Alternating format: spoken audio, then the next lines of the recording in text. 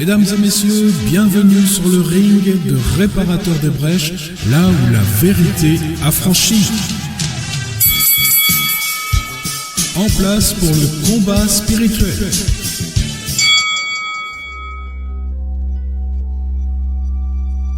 Bonjour les amis, soyez les bienvenus dans le 13e épisode du combat spirituel et aujourd'hui je vous propose que l'on étudie les armes du combat spirituel. J'aimerais pour commencer vous faire la lecture de quelques versets et le premier on va le trouver dans 2 Corinthiens chapitre 10 verset 4.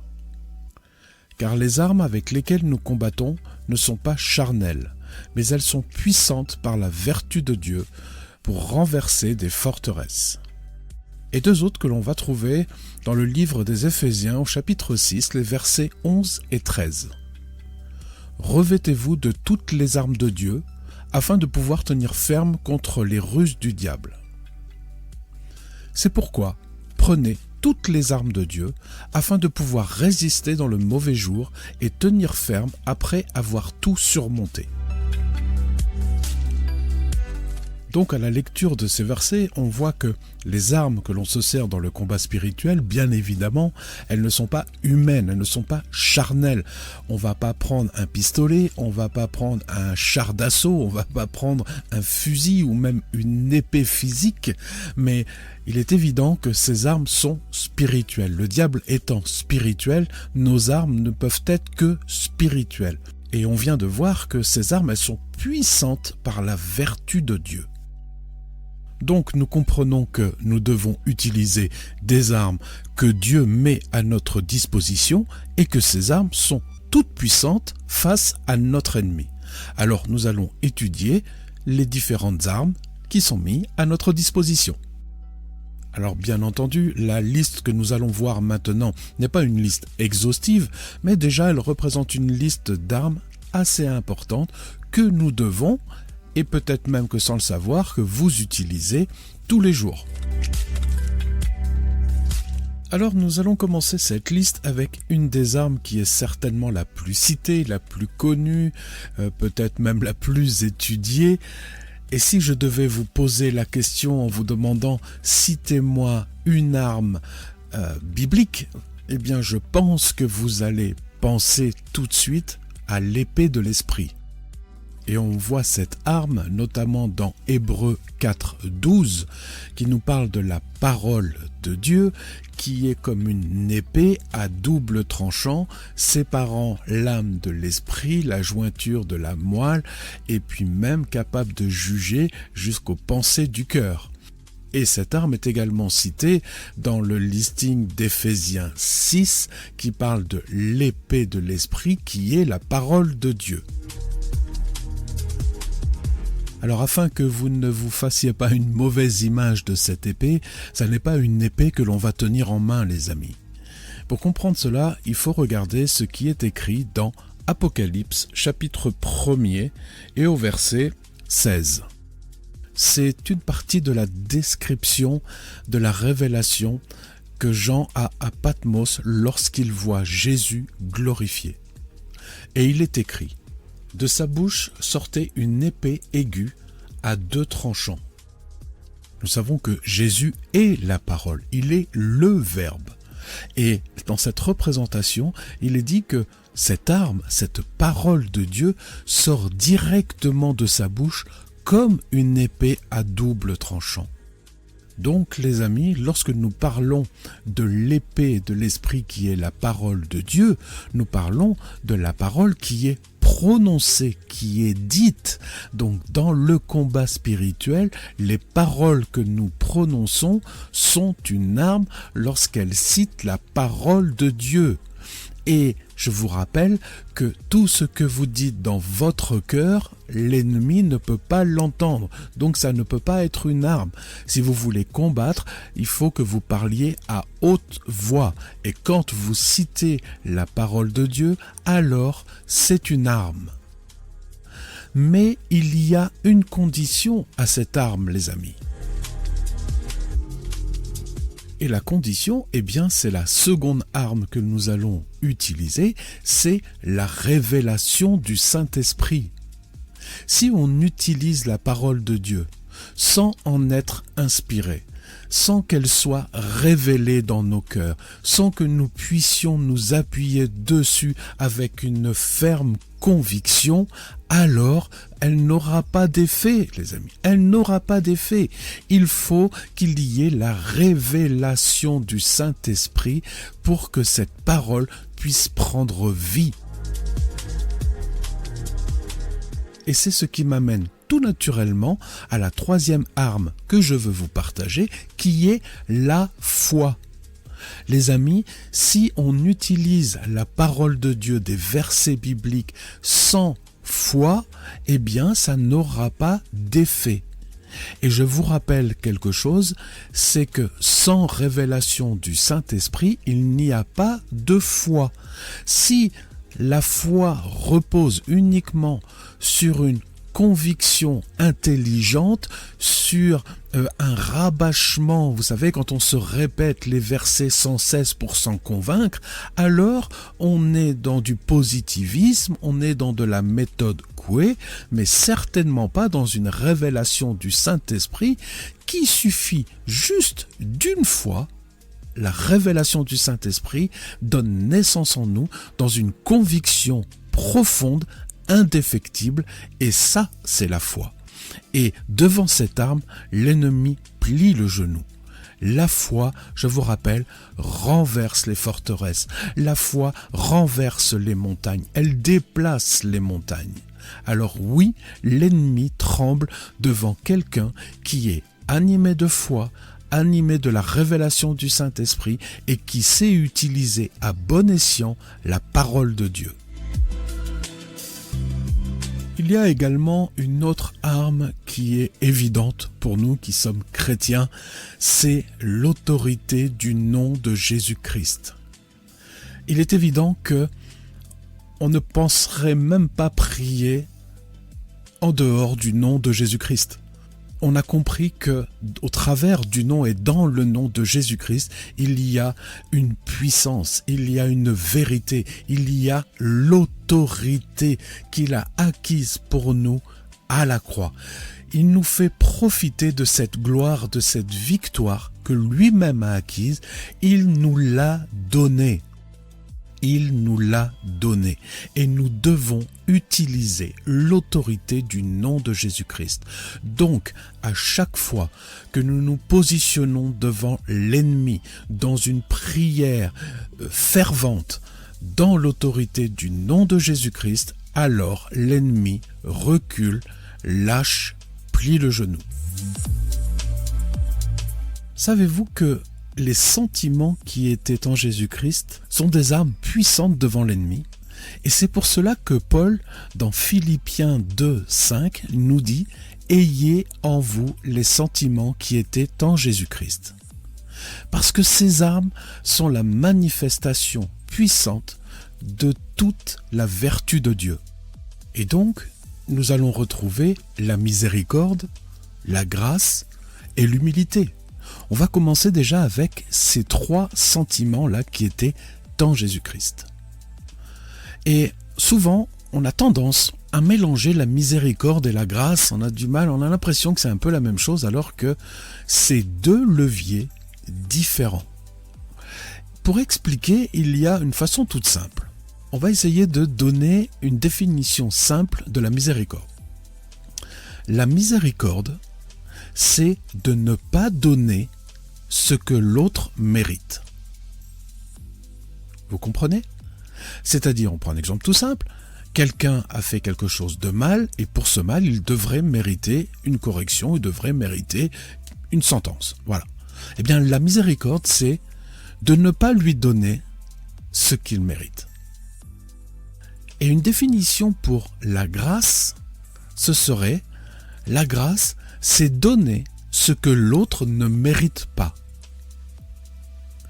C'est le deuxième levier d'une autre arme qui est le pardon. Le pardon, c'est la manifestation de la miséricorde et de la grâce de Dieu. La miséricorde, pourquoi? Eh bien parce que l'autre nous a blessés et plutôt que de lui donner une sentence ou une condamnation, eh bien, on va pas le faire. On va pas lui donner ce qu'il mérite. Par contre, il ne mérite pas notre pardon, il ne mérite pas notre grâce, mais on va lui donner quand même. Alors on ne lui donne pas la sentence qu'il méritait, mais on lui donne par contre ce qu'il ne mérite pas, c'est-à-dire la grâce, c'est-à-dire le pardon.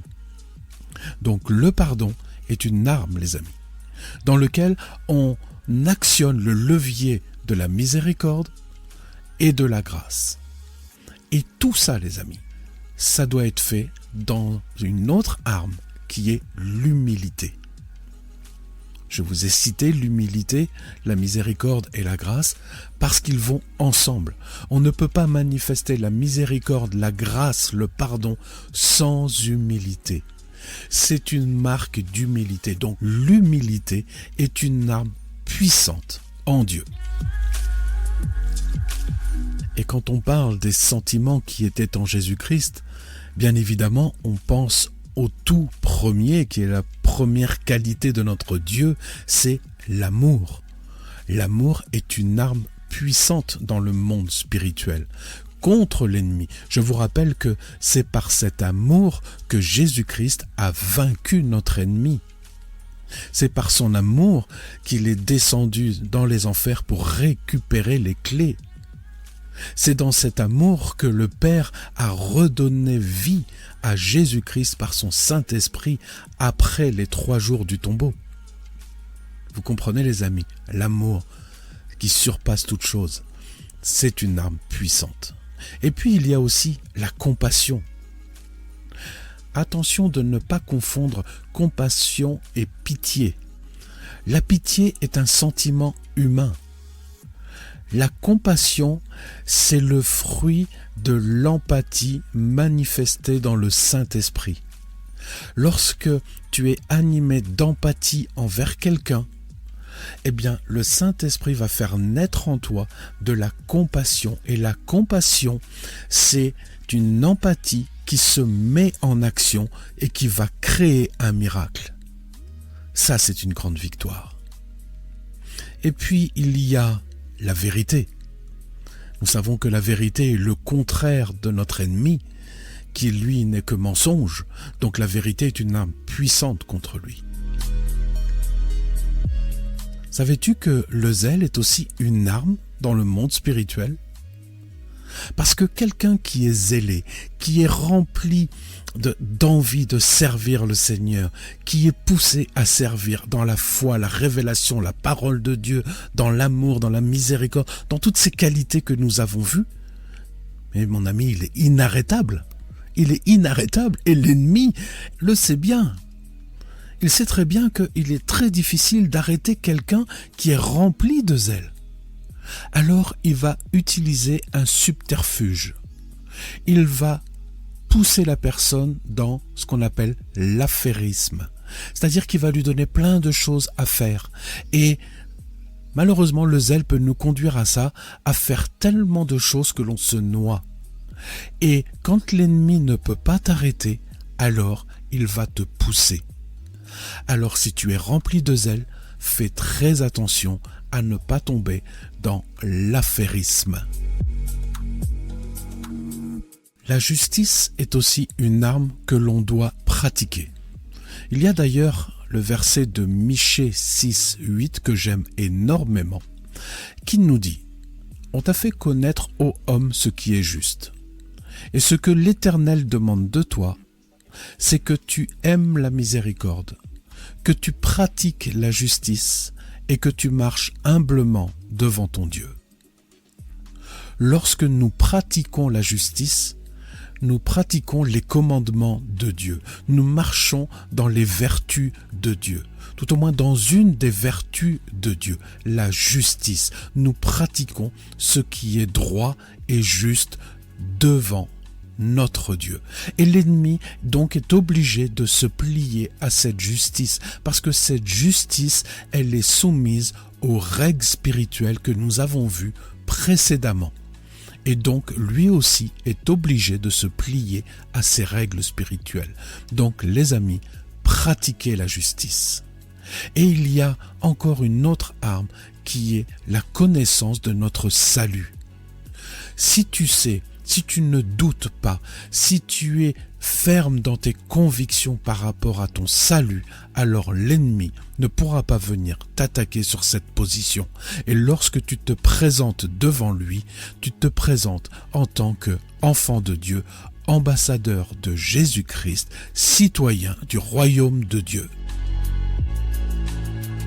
La manifestation des dons de l'Esprit sont aussi des armes que nous devons utiliser. Paul nous encourage à chercher les dons spirituels. C'est pour une bonne raison, ça n'est pas juste pour briller en société ou pour nous croire supérieurs aux uns ou aux autres. Non, c'est que les dons de l'Esprit sont nécessaires pour l'édification du corps de Christ et pour que l'Église grandisse.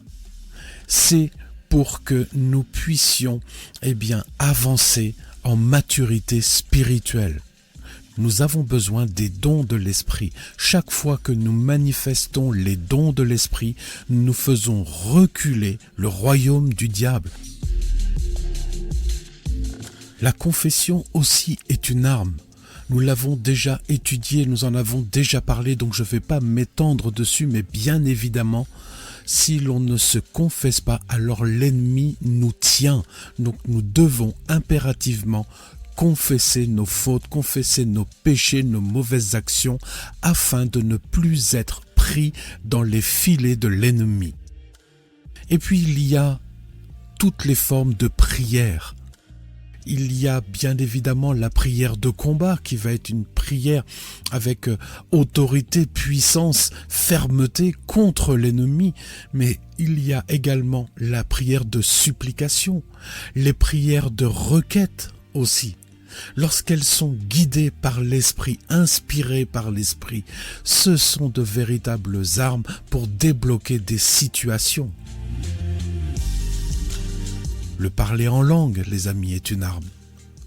Nous avons besoin de se parler en langue. Si Dieu nous permet de parler dans de nouvelles langues, ça n'est pas pour notre plaisir personnel. Là, encore une fois, ça n'est pas pour faire le clown ou pour montrer que nous sommes hyper spirituels. Non, Paul nous enseigne que c'est pour nous édifier, mais que c'est aussi une puissance de Dieu dans le monde spirituel. Et pour l'avoir expérimenté X fois, des prières en langue ont un autre impact dans notre combat spirituel, notamment lorsque l'on pratique des délivrances. Et puis il y a la louange et l'adoration. Nous savons que notre ennemi était responsable de la louange lorsqu'il était dans le 3e ciel. Donc il connaît très bien l'impact de la musique, et notamment la louange et l'adoration, qui sont des armes qui le font reculer. Je puis vous assurer, les amis, que quand vous êtes fatigué, au bout du rouleau, que vous n'avez plus de force, mettez de la musique, laissez votre cœur chanter, même intérieurement, chantez, vous allez voir que ça va débloquer des choses en vous. Et quand vous allez commencer à ouvrir la bouche, à chanter des louanges et des adorations pour notre Seigneur, vous allez voir que l'ennemi va lâcher prise. Et je vous rappelle que louer Dieu, c'est le remercier pour tout ce qu'il fait pour nous. Et l'adorer, c'est lui rendre gloire pour qui il est. Et ça, l'ennemi ne peut pas le supporter. Voilà les amis, c'est la fin de ce podcast qui est un peu plus long que d'habitude, mais je ne voulais pas couper et faire 2 parties sur les armes. Je voulais que tout soit ensemble afin que vous puissiez bien écouter, bien comprendre et ne pas perdre le fil. C'est très important. Il ne me reste plus qu'à vous embrasser dans l'amour de notre Seigneur Jésus-Christ, et avec tout mon amour, je vous dis à très bientôt. N'oubliez pas que vous pouvez retrouver le texte intégral de ce podcast dans notre site internet www.réparateurdesbrèches, tout en minuscules, tout attaché et tout au pluriel. Vous pouvez nous adresser vos questions à Réparateur des Brèches, tout en minuscules, tout attaché et tout au pluriel, @gmail.com.